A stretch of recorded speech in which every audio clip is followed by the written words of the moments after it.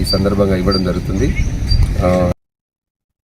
కడప జిల్లా ప్రొద్దుటూరులో సబ్స్టేషన్ నిర్మాణ పనులపై ఎమ్మెల్యే నంద్యాల వరదరాజుల రెడ్డి స్పందించారు. ప్రతి ఇంటికి నాణ్యమైన విద్యుత్ అందించడమే లక్ష్యమని తెలిపారు. సబ్స్టేషన్ నిర్మాణానికి ప్రభుత్వం కేటాయించిన భూమిలో పనులు కొనసాగుతాయని, అడ్డంకులు తొలగించి సోమవారం నుంచి పనులు పునఃప్రారంభిస్తామని వెల్లడించారు. 2 నెలల్లో పనులు పూర్తి చేస్తామని విద్యుత్ శాఖ అధికారులు తెలిపారు. ఎలాంటి ఆధారాలు వారికి లేకపోయినప్పటికీ జరుగుతూ ఉండబడిన సబ్స్టేషన్ను ఎస్సీ గారి ఉత్తర్వుల మేరకు ఆపేయడం జరిగింది. ఈ ఎస్సీ గారి ఉత్తర్వులు ఎందుకు ఇచ్చినారు?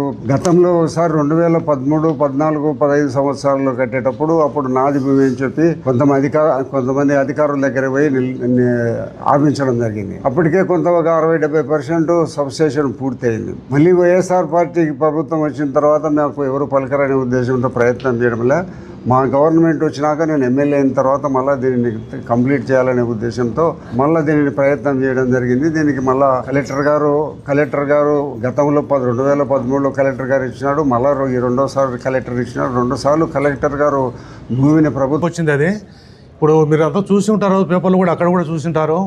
దాదాపు 70 నుండి 80% పనులు అయిపోయినాయి. ఇప్పుడున్న ముఖ్య సమస్య ఏంటంటే హెవీ ఎక్విప్మెంట్ అక్కడ రావాలి. పవర్ ట్రాన్స్ఫార్మర్ అని, స్విచ్చింగ్ గేర్ అని వచ్చేదానికి దారి సమస్య ఉంది. కాబట్టి గౌరవ సరసన సభ్యులు వారి సపోర్ట్తో మేము అదే దారి క్లియర్ అయిపోతే మా ఎక్విప్మెంట్ వచ్చేసి క్లియర్ చేస్తాము.